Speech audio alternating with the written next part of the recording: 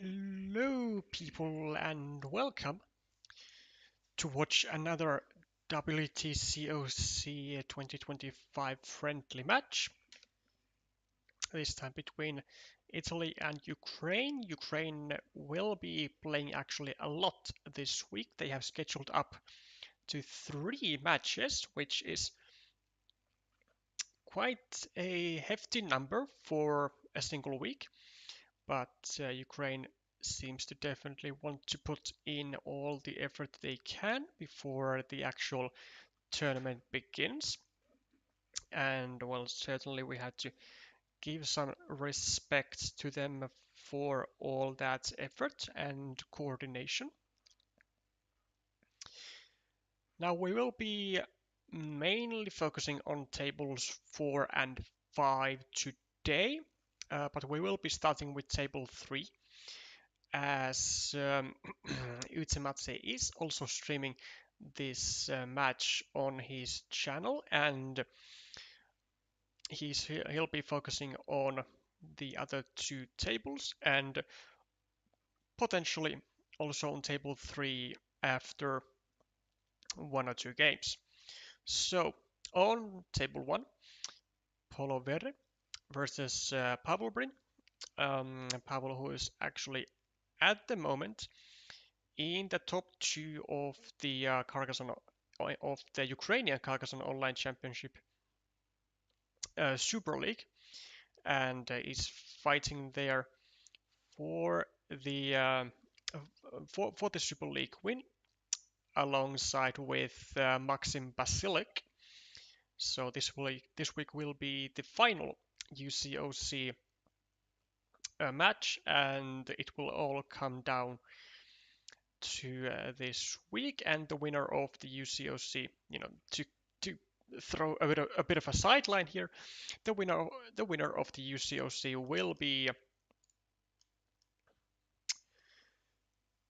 will be crowned as the Ukrainian Carcassonne Online Championship champion, of course, and will be allowed the let's say honor chance of repping Ukraine in the 2026 Carcassonne Champions League. Then on table 2 we have Angostur 4 versus Alexander Nosik with the screen name fanalexn. fanalexn, who was actually last year, so in 2024, was participating in the World Championships, the individual ones in Germany, Herne, as unfortunately Sergei Zakarenko was unable to attend.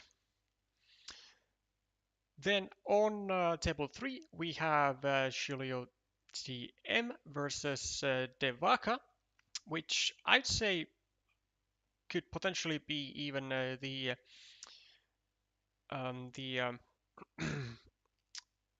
how would I say this, the highest skill set table in this match, which is why we will be starting with table 3. And then on table 4 we have AIBJ7 versus SlavaFil, both to me a bit more unknown players, but we'll take a look at them today and see what they are cooking. And then on table 5 we have Italy's Noasca versus Anatoly Kravchenko of Ukraine with the screen name as Samuelsson, who is also a very, very strong Ukrainian player. Has to the best of my knowledge reached the master rank multiple times, and might be a master at this moment.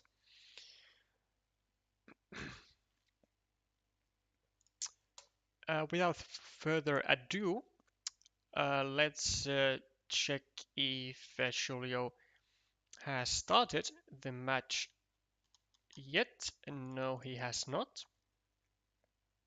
Still waiting for his opponent. We shall see if devaka is online. He is. As to why this match hasn't yet started, I have no idea. Welcome everyone watching. Now I seemingly have unintentionally put a slight delay on this stream, which is not intended. I just forgot to take it off, but unfortunately I can't change it during the stream, so we'll have to make do with this, I believe, around a 30-second delay, but shouldn't cause so much issues. It's just simply a bit more slower reactiveness on the chat from my part. Hello, Kolpnik.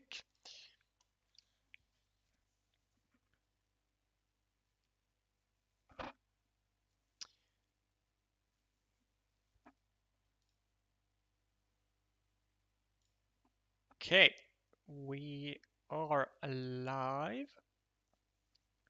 So these are, of course, best of 3 duels each, as the World Team Carcassonne Online Championship format is. Now, these are not seemingly made in tournaments, or they might. I mean, we'll get to know when the first game is over. Oh, well, I mean, technically we could check it earlier as well, but since we are already inside the game, might as well fully focus on the game. But devaka with the first city points, and giulio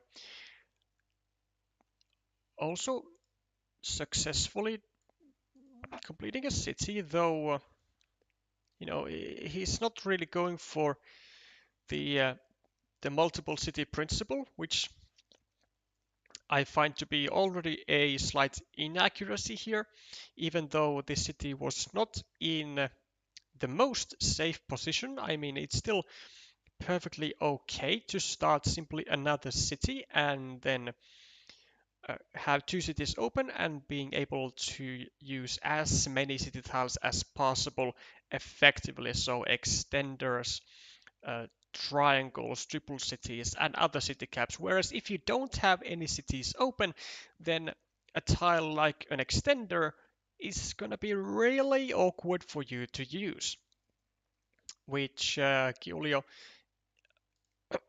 definitely should be hoping that he will not be seeing such a tile. devaka starting a new city. Unlike his rival, he is going with the multiple city principle, and I mean also because this was more of a natural move anyways. I mean, for this city, in order for in order for devaka to actually be able to build it safely, he will only be able to use triangles and triple cities on it. So a triple city over here, and then 2 triangles to create a lip-shaped city. giulio finishing the loop and also dropping off farmer, which is like understandable, but at the same time, uh, I would have to say it is a bit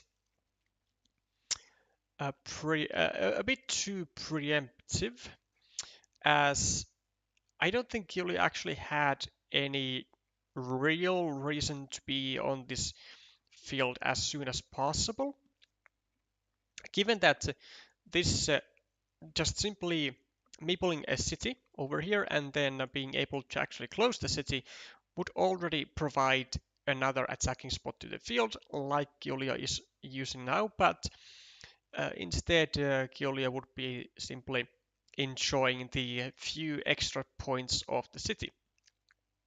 And giulio can also, let's say could have also meepled this side of the field at any given point, really. So now that he has entered the field fight and missed out on a few extra points, I reckon he will not necessarily be in a better position.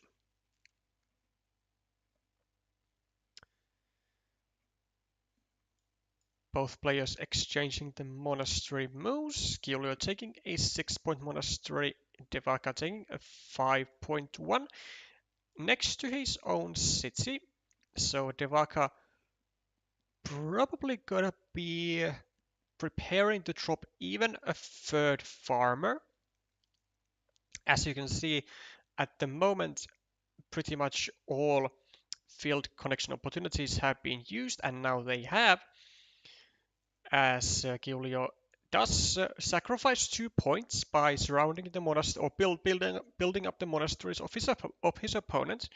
But what he's trying to do exactly is he is trying to prevent a farmer being dropped by devaka upon finishing a 4-point city, and basically getting rid of the worst possible thing imaginable right on this second.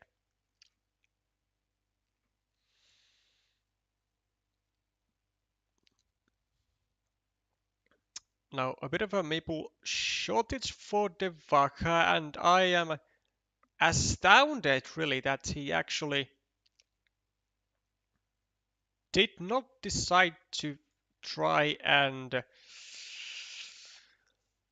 save his 2 monasteries, which now immediately get blocked. I am going to have to say that this was a major misstep on devaka's part, not only because it gave more blocking tiles to Giulio immediately, but also because even if he gets this tile like immediately after, then he hasn't actually made a save square on here immediately after, and that then this square in turn could possibly even be blocked immediately. So devaka kind of playing a do or die game here, and it kind of looks like he had chosen to die. um,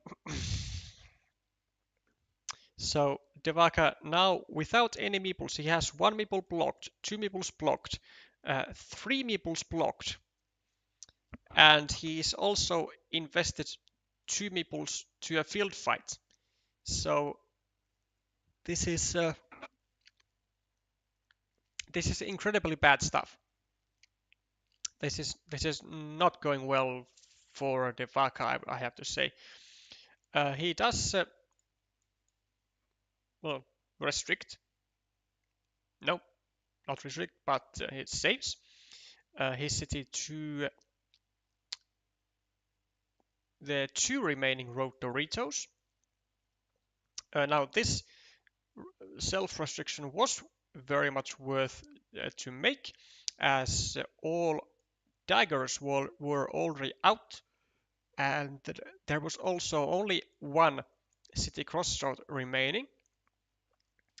So the fact that devaka restricts himself to 2 out of the 3 remaining tiles is simply just a worthy investment, especially when he can do that with a city cap. So he does retain his chances of getting this meeple back.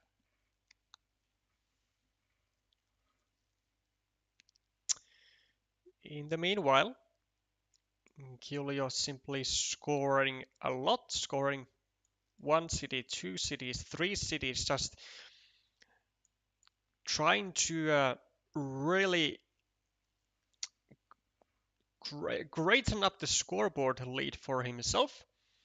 and he is doing a good job at it at the moment. His monasteries are actually exactly equal to red's. Red again going with the final meeple to attack the 12 points, the 12 point field, which he is assuming to be a 15.1.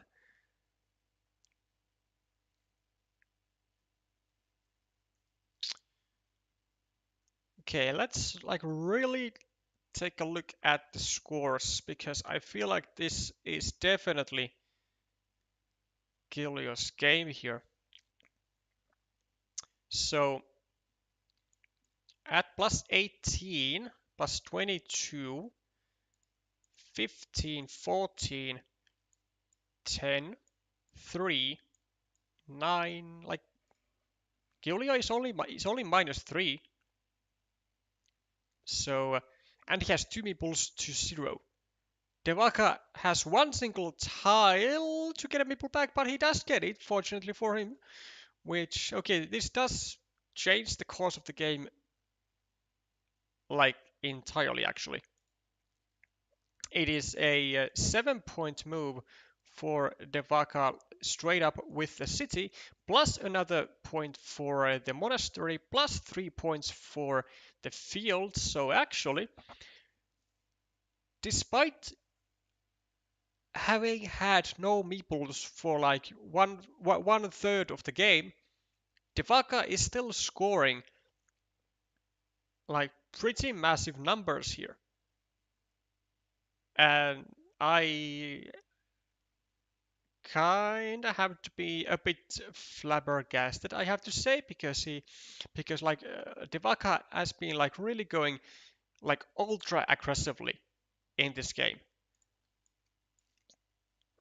with every meeple, like not protecting the monasteries, and even after getting blocked, meepled a ruin, even though he knew he was in a field fight.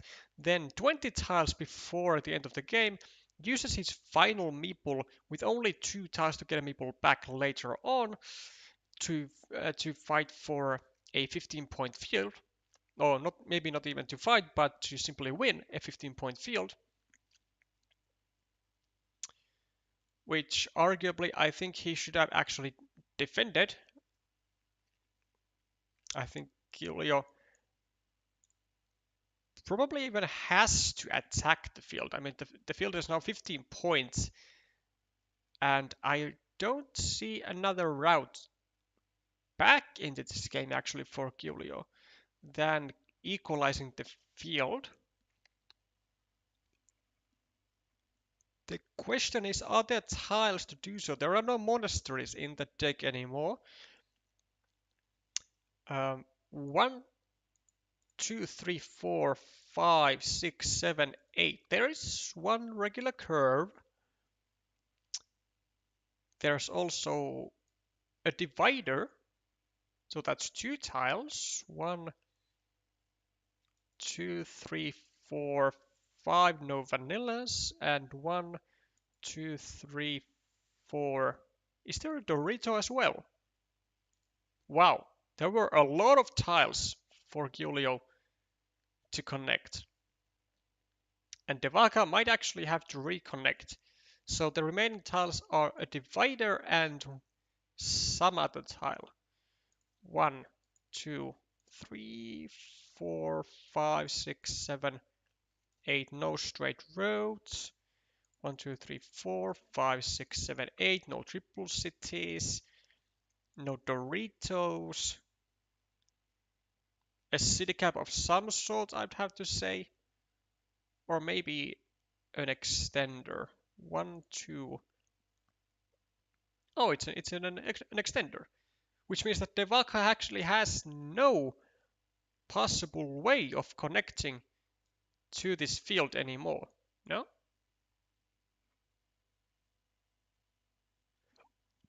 Have I miscounted? I have not. Devaka, this was just a useless meeple. Yeah, Devaka actually had no chance of connecting to this field. And also, for the record, this move.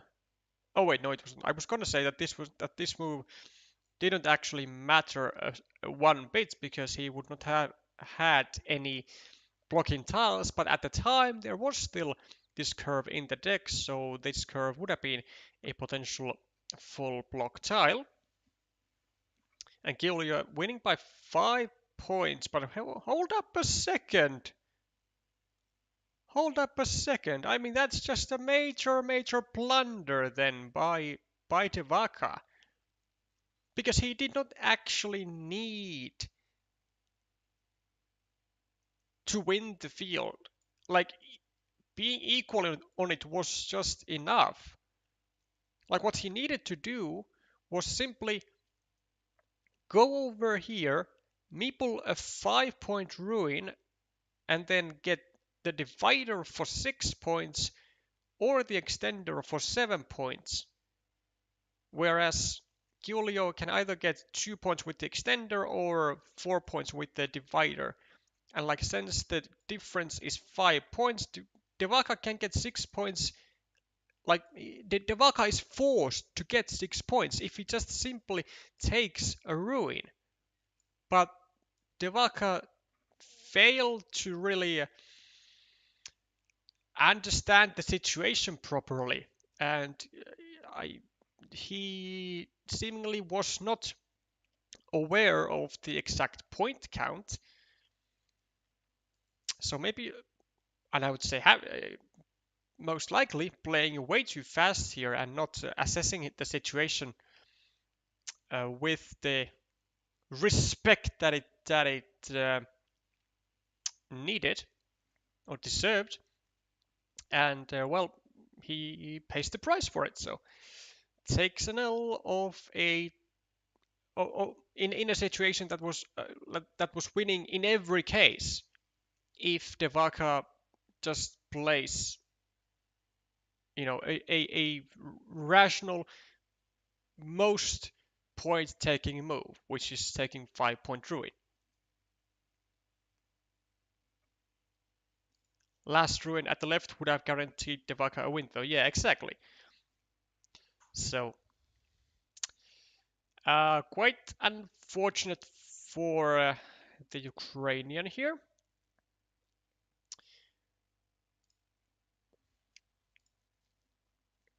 It is going to be 1-0 for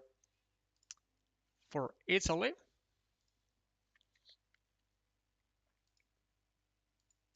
Well, on table 3, that is. Let's take a look then at table 4 with SlavaFil, who is still playing their first game. And also, for the record, yes, these players are using tournaments. I should have noticed it as they seemingly have a 15-minute timer on the right. So, and that's obviously not something that you can do for a like a normal table.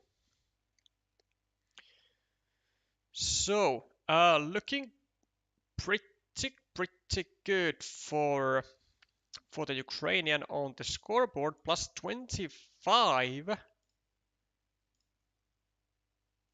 and an 8-point monastery, so plus 33, plus 30 for this, plus 32, 27, 31, 34, 1, 2, 3, 4,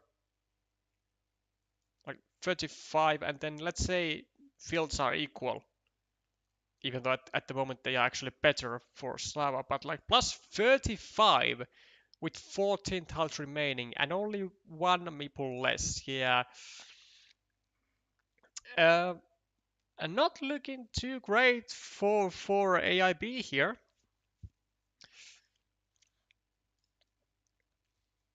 Though we do have to take into account, of course, that AIB rated a bit over 200 points lower than his Ukrainian counterpart, but nonetheless doesn't change the fact that AIB is in not in a good spot. Not in a good spot. He is uh, to be reasonable. I think AIB is completely screwed.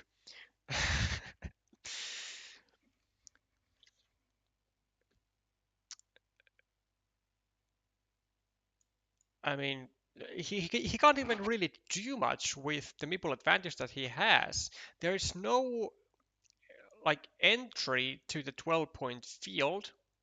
Oh, let's say an additional entry to the 12-point field. This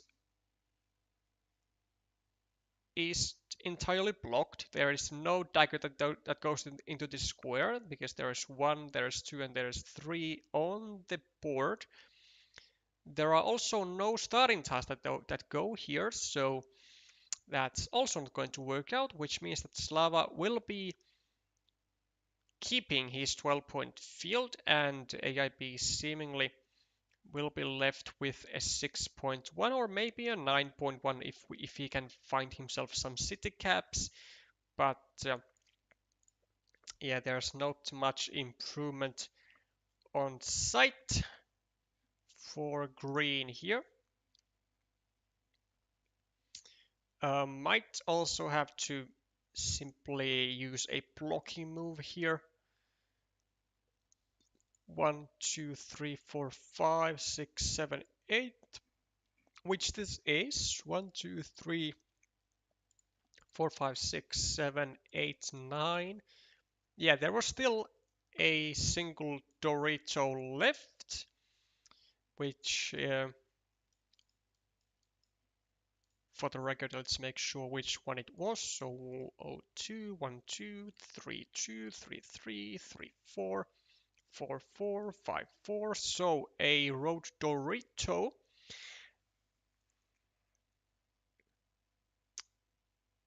Slava deciding that there are still multiple city caps remaining. 1, 2, 3, 4, 5, 6, 7, 8, 9, 10, 11, 12, 13, 14, 15, 16, 17, 18, 19, 20. Like 3 city caps, which is plenty. It is exactly plenty, though.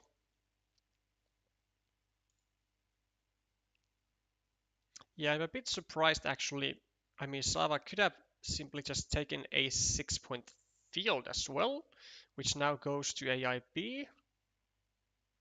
But, I mean, it doesn't really matter when you are 30 points ahead.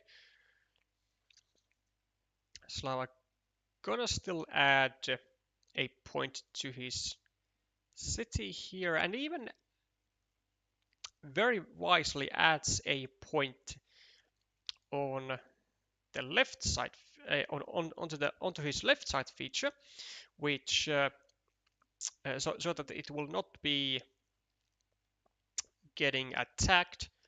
Though let's do a quick assessment of whether it was really even a good move to attack had it been possible. So you are attacking a 4-point feature, like this is 1 plus 5, so 6 points versus 7 points, so plus 1 for AIB. And if you go here, you're adding 1, 2, 3, 4, 5, 6, 7. Yeah, actually, I would say that it was still better actually to go here, given that green only had 1 more tile in hand, and if Slava goes over here, he's threatening like 1 extra point upon completion because there are 2 city caps remaining, and in order to stop that, AIB would have to simply go over on, well, this side or this side depending on the rotation of the triangle to prevent the completion of the city and only take a 1-point feature, whereas Slava can go over here with the city cap and take another point, so 2 points for 1 point, which is net +1, whereas now it was 1 +5, 6 versus 3 +3 actually, so 6 versus 6. So it was a slight inaccuracy on the part of red, netting 1 less point than he could have. But the end score is +21 for red, so there is no need for him to really fall into desperation.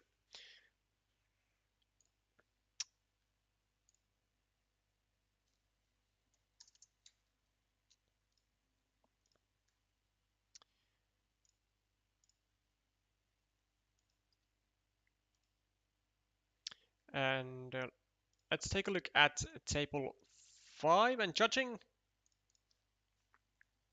by how far into the game Samuelsson is, then we'll either maybe even stick with table 4.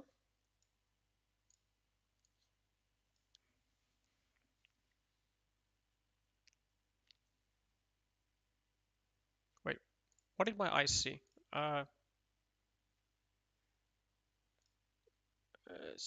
Noasca actually won the first game, so that's a bit of an upset already, I would have to say.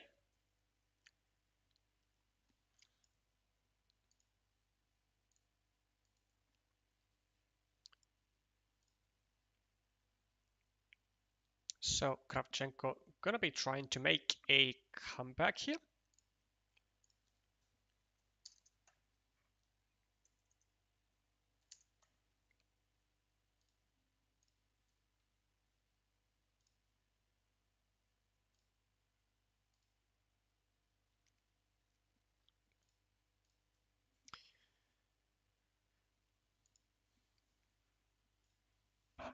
And looks like the scoreboard is definitely showing to Ukrainian favor. Plus 11 on the scoreboard. Then we have a blocked meeple for 3 points and for 5 points, maybe live. Oh, it is very much alive with all 3 starting tiles actually still going into this square. So +5, +8, +13. There's a 6-point road. So +19, 18, 15, 25. Yeah, roughly about like 25 to 30 points ahead is Anatoly Kravchenko here. And it is looking real shady for Noasca, especially after Kravchenko getting his starting tile here and being able to recover the meeple from a 12-point city. Not meeple in the road or the field is rather, let's say, overly safe, but that's all right.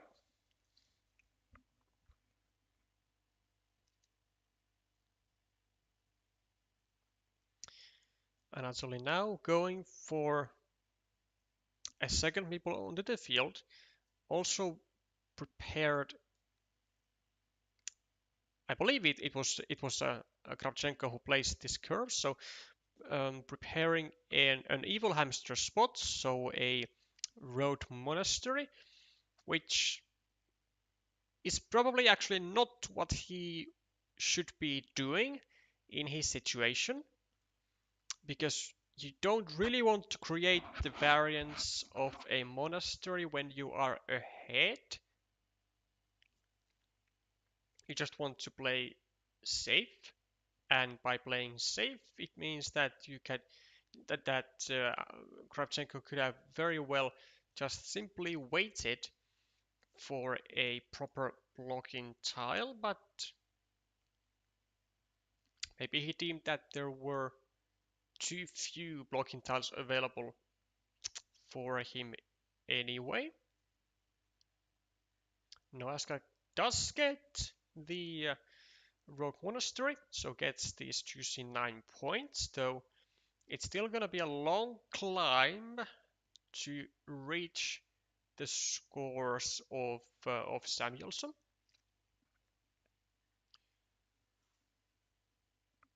I wonder if there's a road, a city crossroad remaining. 1, 2. Unfortunately not. Otherwise, I might have actually considered dropping a farmer here. Maybe upon finishing this road or something. But no city crossroad. Samuelsson going for a third farmer looks... Actually, does it look too risky? I mean, it's gonna depend on the remaining tiles, but also it depends on the point count, because Samuelsson might not even actually need this field at all. Like, this might be just a dead meeple for 0 points when he doesn't have to go for such. So why don't we take a look at the points? So plus 21 for red, plus 16, 23, 19, 18, 16. I mean, there's actually no world really where Samuelsson even needs the field, or he doesn't at least have to win the field, probably.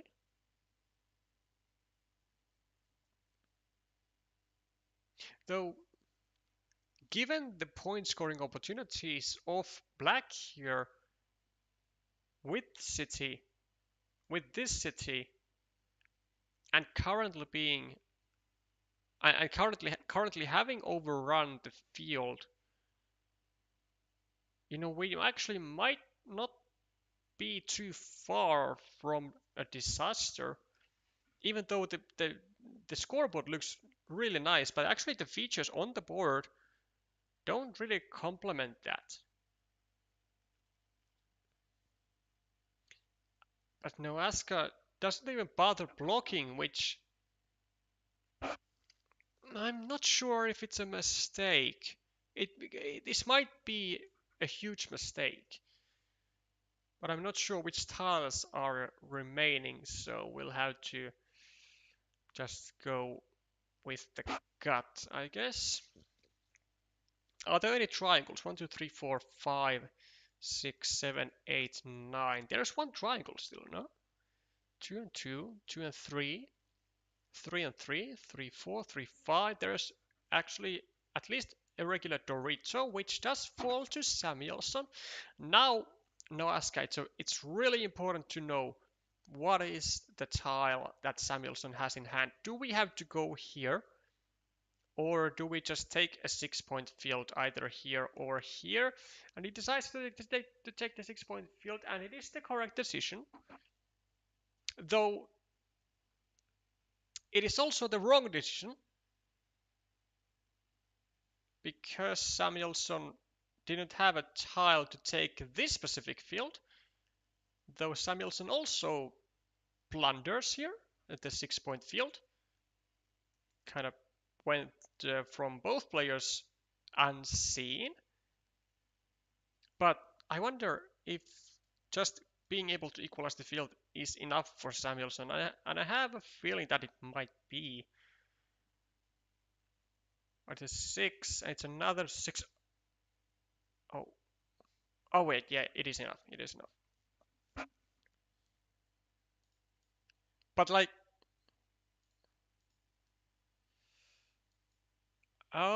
yeah, I'm gonna have to say that this was definitely not very necessary for Samuelsson to meeple this field with his final meeple, or second Not with the final meeple, but with his second to last meeple.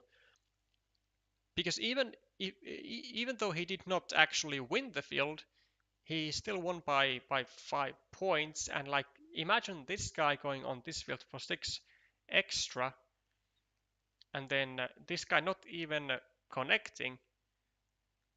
Then that would be like what, +6 plus 319. Oh no, sorry, 119, 210. I mean, still the same point count. No, no, wait, sorry, minus 3, so 107. And then, I mean, he still would have won.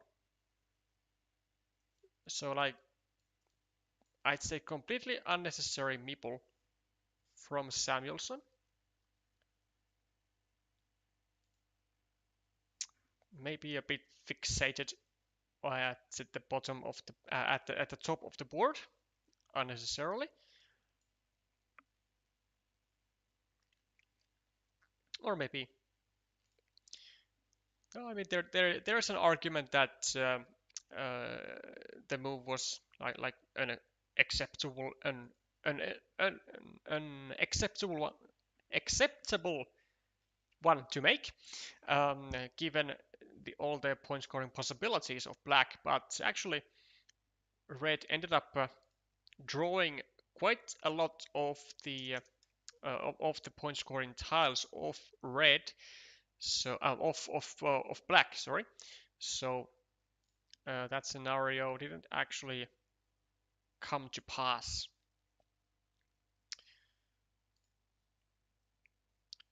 So a decider on table 5.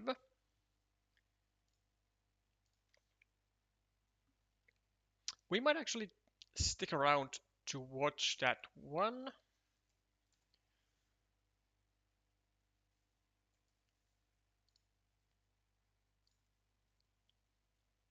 Giulio seems to be done. And he has indeed taken a quick 2-0 victory on table 3 over devaka, which I have to say was a bit unexpected. I think devaka was at least a slight favorite in this duel, although even though they are both strong players, I think devaka um, would be winning, let's say, like a best of 35. um,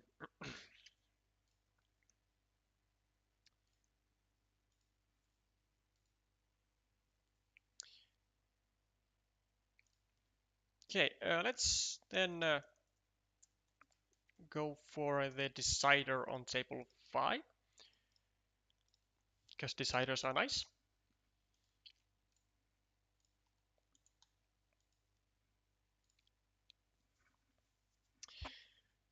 So, +9 for Samuelsson.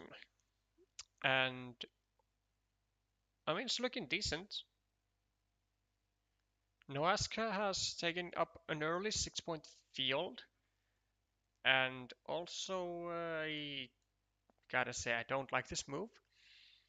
I think it would have been way stronger for Noasca to go over here, point the road to the right, and just simply take these 2 points and then go over here with a city cap and take these 4 points, create the platform over here to block this guy or restrict this guy to a dagger, and thus saving this square indirectly to a road Dorito, or in case Samuelsson decides to go for a like a suicide mission here with a triple city with a field, or a horse, as they say, then I mean, in both scenarios, I mean, we will be completely fine as Noasca, and we still like retain our, yeah, we still keep our chances of saving the city, but The reason, not the reason, but the difference in this move and this move is that whilst this move offers immediate salvation, then what it does not do is it doesn't actually guarantee the safety of the city, whereas this one also doesn't guarantee the safety of the city, but at least it does not finish our opponent's features. That's the difference. And also, like, it just uses a very, very valuable quick point tile for our opponent's feature, which is like really not great.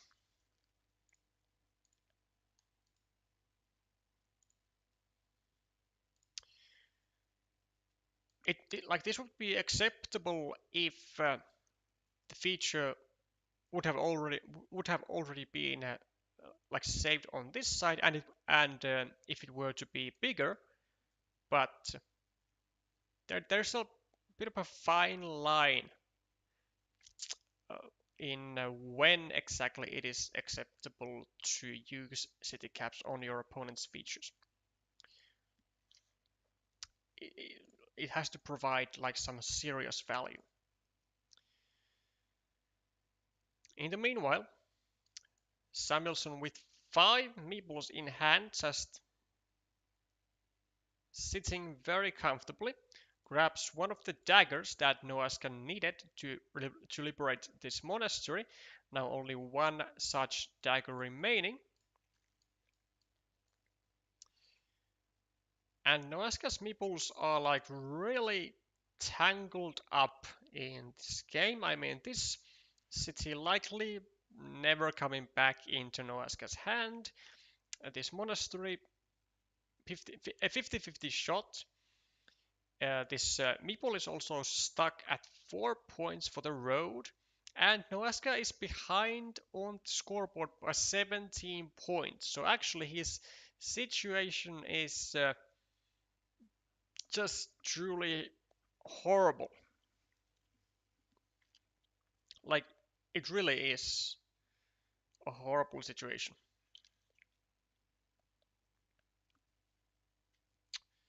Okay, he has this one still live. There are still 2 cows, so 2 triple cities with the field. And then how many road Doritos? 1, 2, 3. Still 2. Okay, I mean, a 2 plus 2, so like a 75 plus 75, so not sure what that is in numbers. Like 37 and a half. An unknowable number. So let's say, for simplicity, like 55%. It's a bit more than that, but like 58, something like that. 58% chance of completing the city. And could you two guys stop placing tiles vertically? Because we are soon gonna be zooming into the oblivion. Well, Noasca does get his one outer on the monastery, and also does get the rather nice 4-point road to go with it.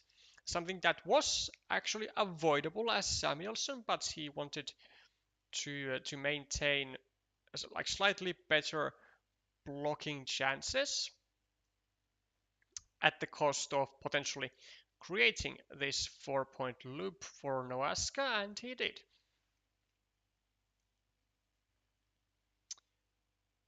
Craft is a 9 out of 16, assumably 9 out of 16 chance of finishing this city. Yeah, that sounds about right.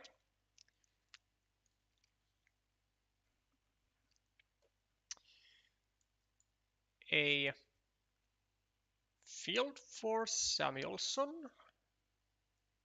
to which he uses a second meeple also.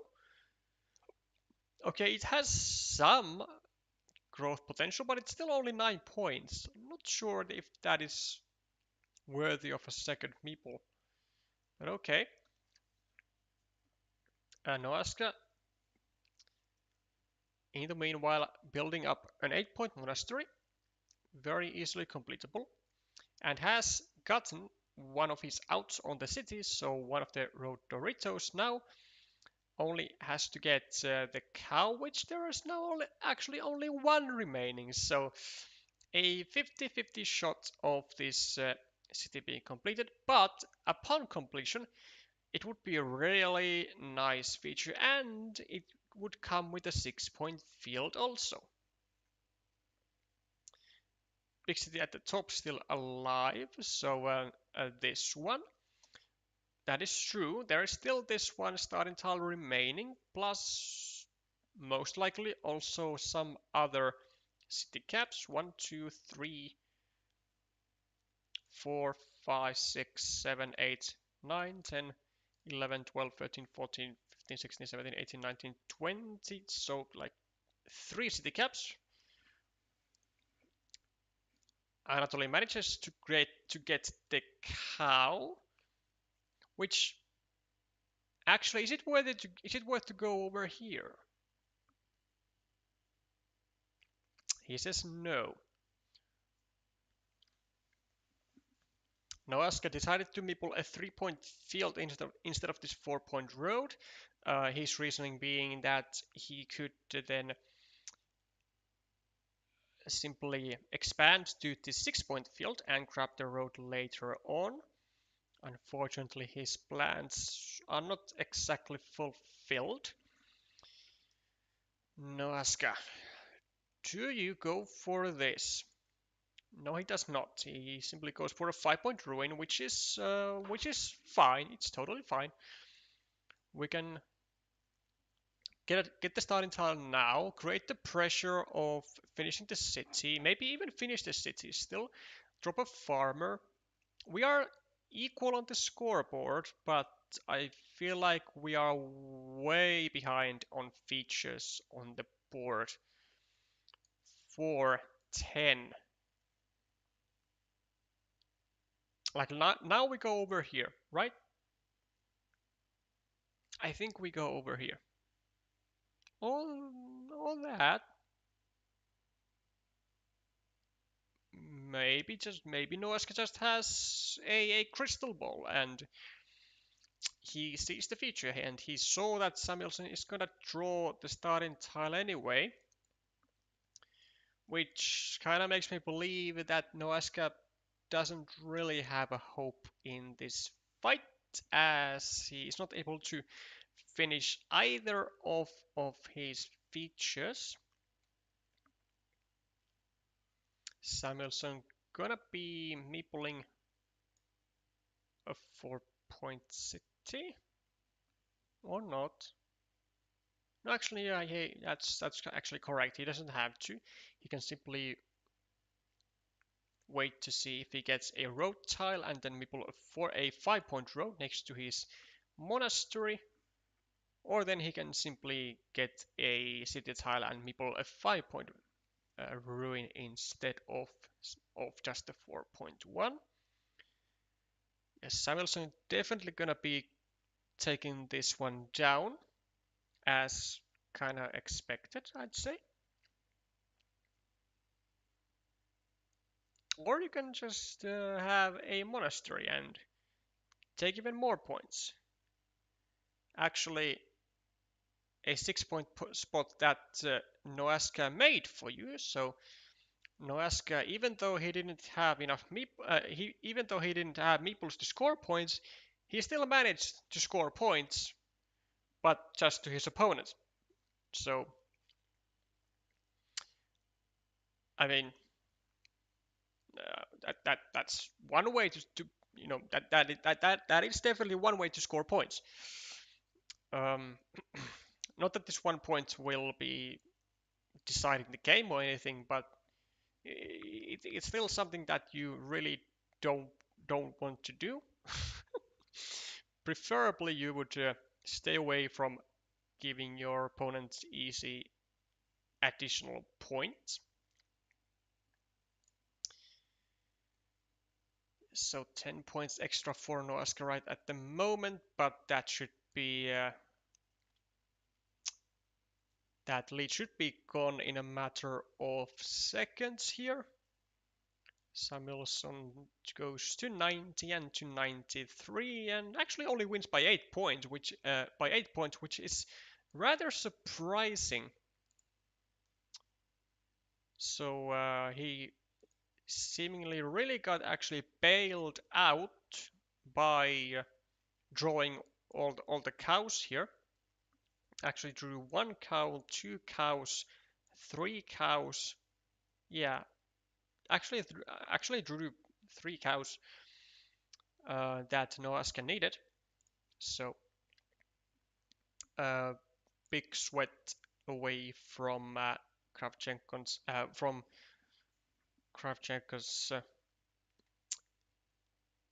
forehead, and that's gonna be a dual win for Ukraine, equalizing up the score on the scoreboard. Whoops.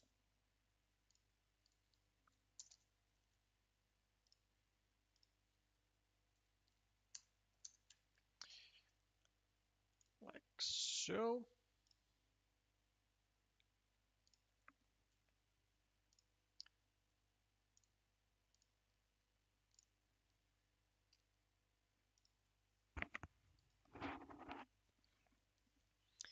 And let's take a look at how the table 4 has been doing. Has Slava been able to provide?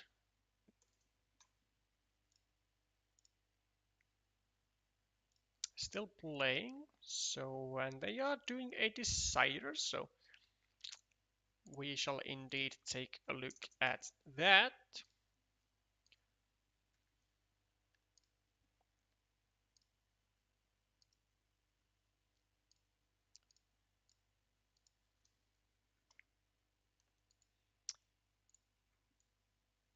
Started only recently.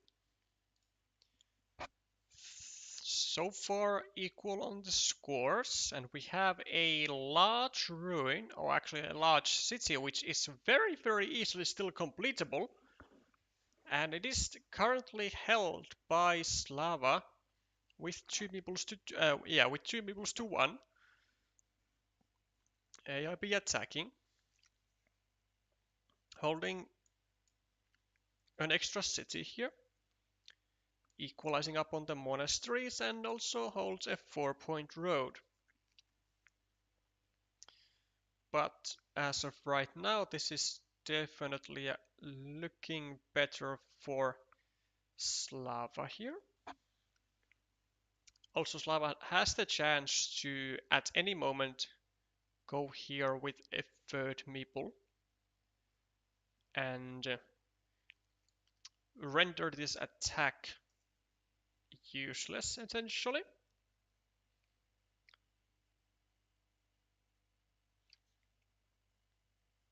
Okay, actually, what is the best decision here? Could start another road, has 3 meeples, creates some disturbance over here on the right next to his opponent's city. I mean, this is also doable. It creates vulnerabilities on this square, and AIB isn't really able to take this road because it would be he would either be taking it from here, which would expose yet another blocking square on his city. Whoa. Yeah, this I no, I don't see that as a good move. Uh, I would have liked to see SlavaFil going over here, place and starting a city like this. Then he would be like kind of indirectly attacking to this city and providing pressure on this square, either blocking or turning his own city downwards. Provided of course that it would not have worked, but I mean I still I would still say that this has more prospects in the long run. Well, certainly more than this. Like just trying to equalize slash block your opponent's 1 point city. I mean, equalize is a wrong word. Like you can't really equalize a 1 point city, can you even? Well, not this tile really, because now you are in the lead even. Slava going for... What do you go for actually? Maybe this and start a city? I mean, that's pretty much the only move that I see. Maybe, or you could go over here. Add 1 point to your monastery and, add a few city caps available. Given that green already needs city caps over here to finish an 8 point city, it seems rather good. Extra reason why black shouldn't have finished red's 4 point city, because there is a chance that big city doesn't get finished. Yeah, exactly. So, why should you... Yeah, that's also why indirect saves that I call semi-saves are often much better than direct saves if direct saves include adding stuff to your opponent. Because usually your opponent will get away with that feature that you are building, and like as Raf said, you have no guarantees of you getting away with your own feature, and that is quite a recipe for disaster actually.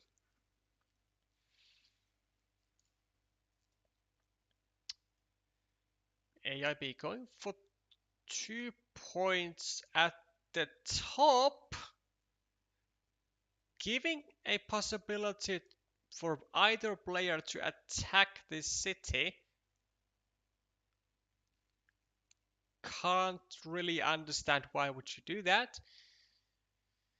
I mean, you could just take 2 points over here without the risk of Slava, who would be more favorable or like more likely to find a tile going over here and attacking the city. Yeah, like you could just go here and not risk that potential chance of happening that could potentially ruin your whole game. And green is even up on the scoreboard, which makes this move even worse. Like when you are ahead, you want to avoid the volatility. And this is exactly a move that offers volatility. So a chance for one of the other players to win this city slash ruin over.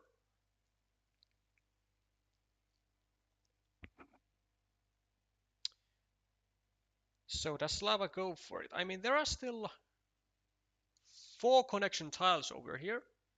So there is one field Dorito, and there are still 3 cows. No, 2 cows, sorry. So 3 connection tiles. Also, given that there are still 2 dividers, which would already be nice ones over here. Yeah, I feel like this game might be really depending on who gets a divider first. Actually, for AIB, would not be the worst idea to go over here and yeah, take away the attacking option with the divider from red, but is this good? I mean, this is first of all, this is the final field Dorito. There are no more field Doritos in the deck. There are no more... Wait, what are there no more? How many Doritos are there actually? 1, 2, 3, 4. There's one Dorito. One road Dorito, 2 cows, 1 horse, and that's it. So like 4 connection tiles, or like 4 tiles that you can connect to a city. Okay, backs up from the plan. I have to say that this is not the way you want to back up from the plan. It's much better to first place the city cap at the bottom, because then you still have the chances of getting a divider over here. You finish your city and you get to attack on this city, which is really difficult to actually block, because first Slava would have to find a tile over here and then find additional tiles over here, and you would still have like a divider possibly to back off from the plan entirely. Okay, decision time for Slava. Do you go here? Actually, no, you don't, because you don't have meeples. Not really a decision time. Revert that. Take back the orders. No opportunities here. Just take back the meeple, a natural move. Now, AB with an extra meeple, 6 points ahead on the scoreboard, equal monasteries, equal road, is 5 points behind on this city battle over here, and 3 points behind on the road. So he's actually -2 at the moment, but -2 for a meeple is totally fine.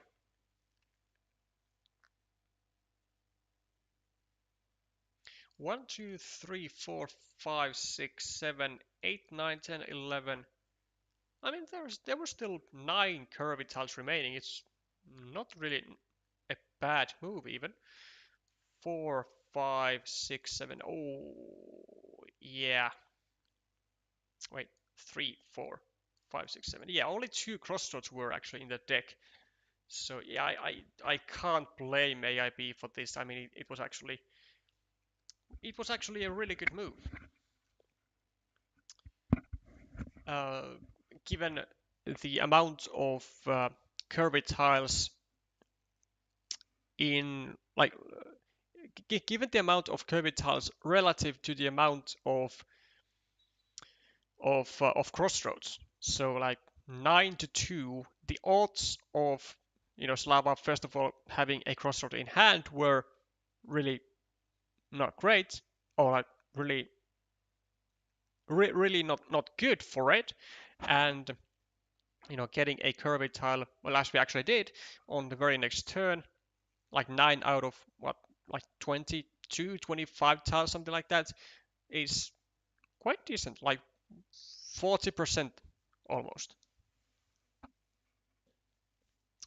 So a bit unfortunate here for AIB, but you're gonna have to make do. Unfortunately, Slava also does get the final horse, so that's 1 key tile away from AIB of getting this meeple back, which is really bad news for AIB here. He is, wow, what, +4, 5, 6, 7, +1,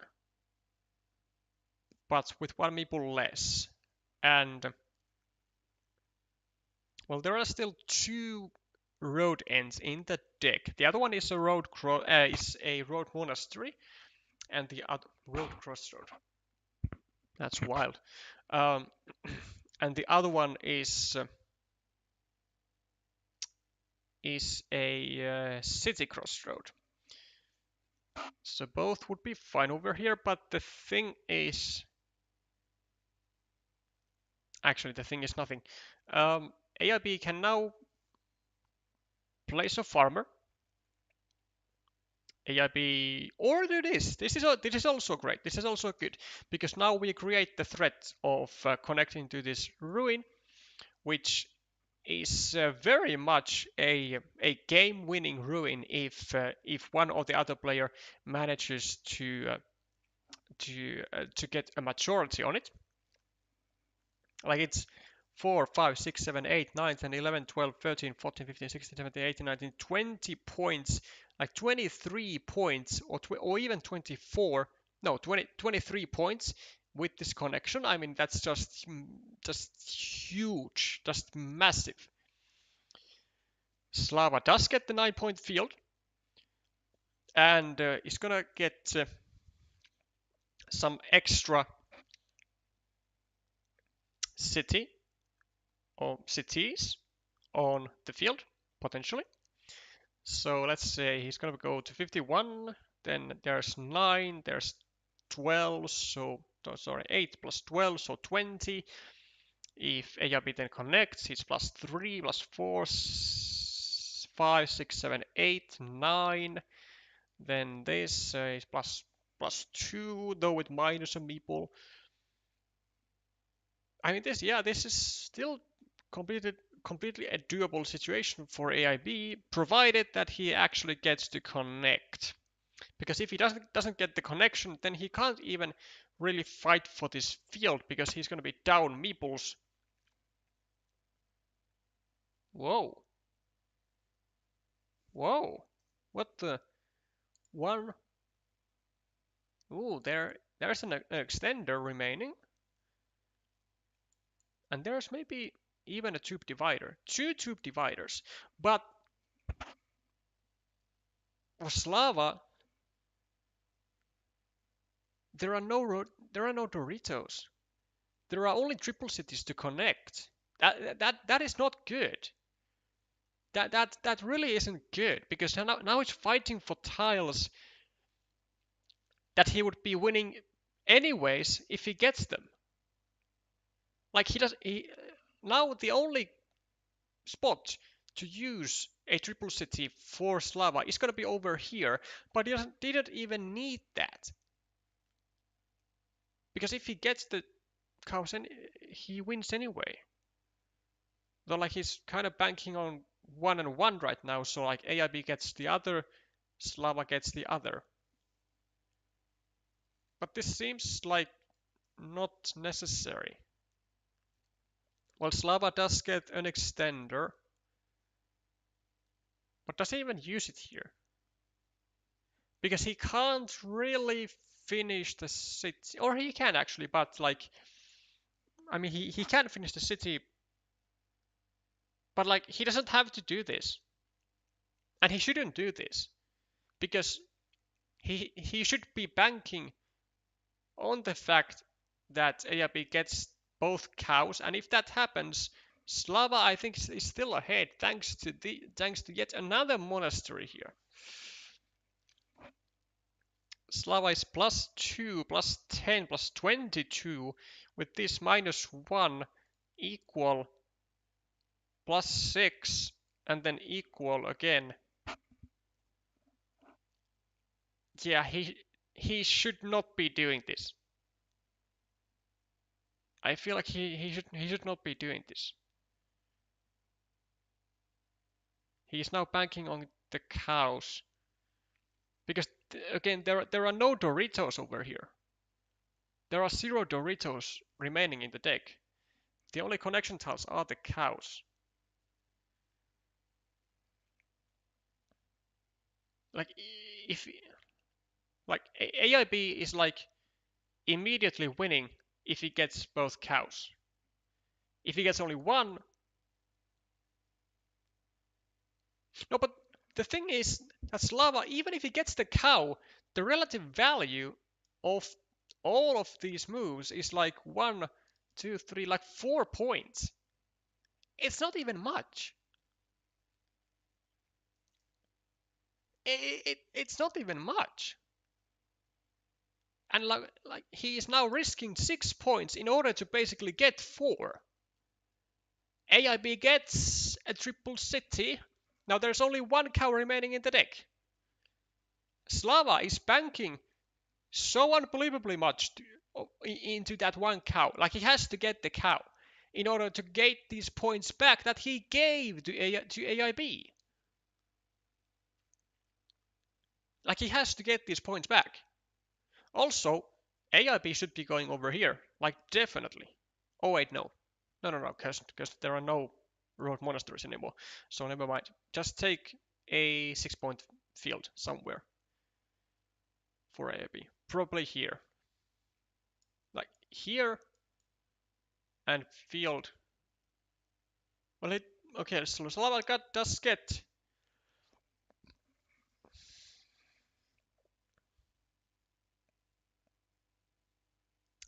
this.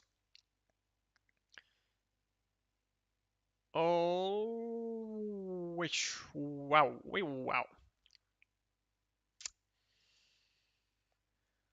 Look at that. I mean, sure, things work out if you just simply draw a dream draw as your final 2 tiles. I mean, it just works out. But like crazy, and you don't say. You don't say. I mean,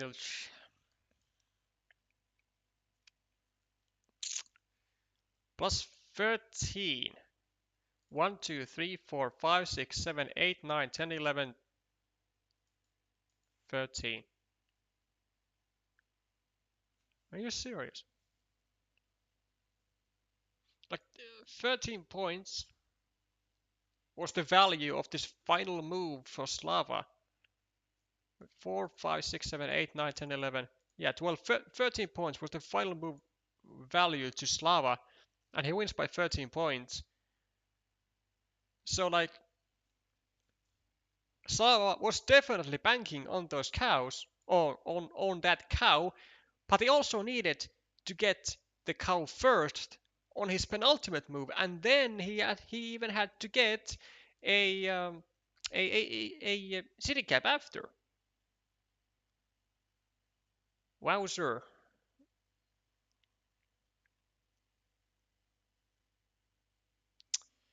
Well, that was quite a roller coaster, wasn't it? But it does end favorably for Ukraine, so a bit of a patting on the back of Slava, I guess.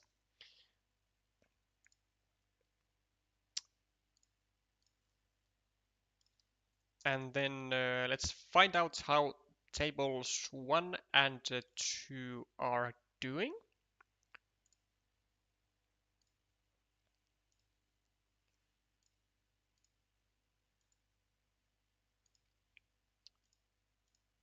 So, how is Nosik? Currently in a decider.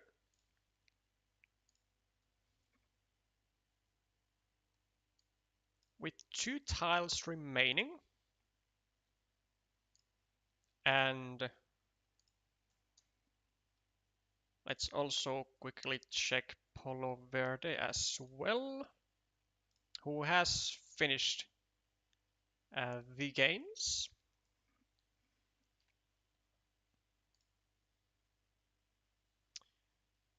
And actually won against Pavelbrin. Won with a draw. Getting reffed, always nice. Okay.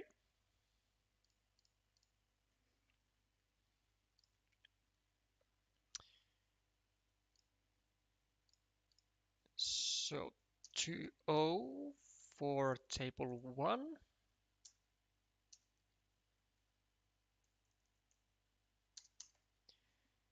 And then 1-1 on table 2. And then it's all depending on this duel.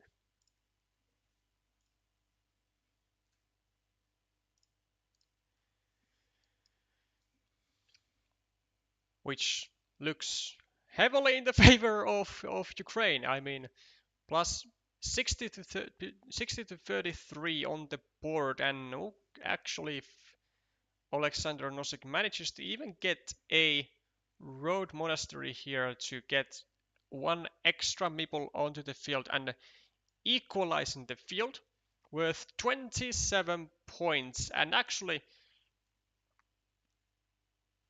well, he did not even need the field. It was completely for show purposes. He wins by over 40 points. Let's see.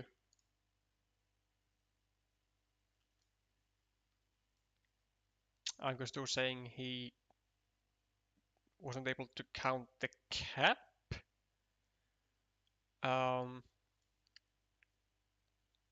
Which cap I'm not exactly aware of. But doesn't really matter. The table 2 falls in the hands of Ukraine, in the hands of Alexander Noasca, and thus also falls the match to the hands of Ukraine.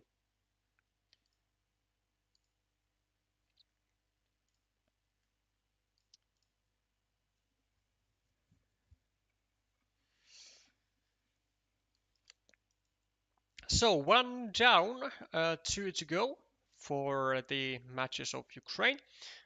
They will be having another match immediately tomorrow, as Ukraine will be facing Belgium. And then later on, there was also a third match. Well, let's make sure who it was against. So it's on the 6th of April, which I am unfortunately not able to stream. But it's going to be against Lithuania, who I think has Lithuania. I think has also played a few friendly matches this season here. But tomorrow, Ukraine, Belgium for sure. We will be streaming at 18. Starting at 18:25 UTC, so 5 minutes before the match beginning. If you do want to see a specific match coming from there, then oh boy, a massive stack of players. Okay, we might be having some issues with with actually the stream interface. I'm not even sure if I can fit all these names onto the scoreboard, but I will find a way. So definitely, if you do want to see a specific duel tomorrow, be sure to mark up your favorites, because unfortunately we will not be able to stream them all, and some lucky ones will be getting the screen time over the others. But the biggest friendly match ever tomorrow, starting at 18:25 UTC.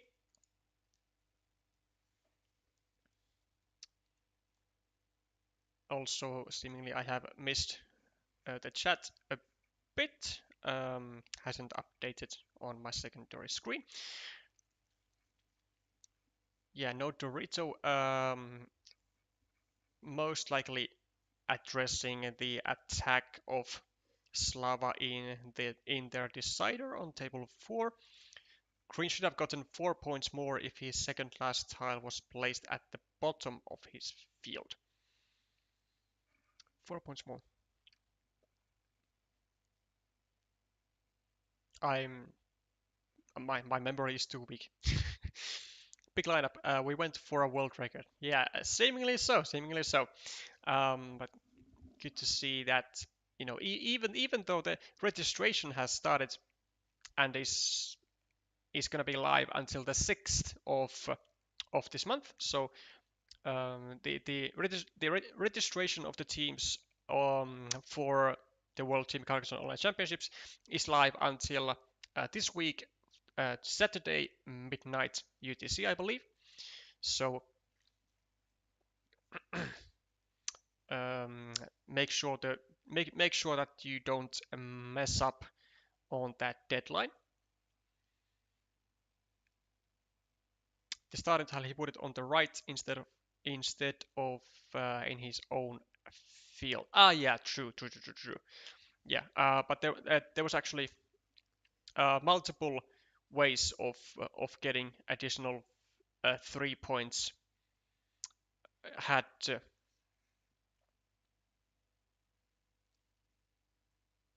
I believe multiple ways. No, actually only one. Never mind. I am dumb.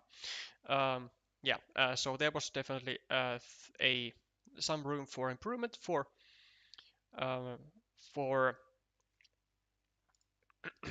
for AIB there, but without the cow, you know, being being in Slava's hand on the penultimate move, he would have had the stuff anyway. That's where we are going to wrap up. Thank you everyone for being here so late and sticking all the way until the end. I hope you all had a great evening, and I will be seeing you all with some more Carcassonne content right tomorrow. Bye for now.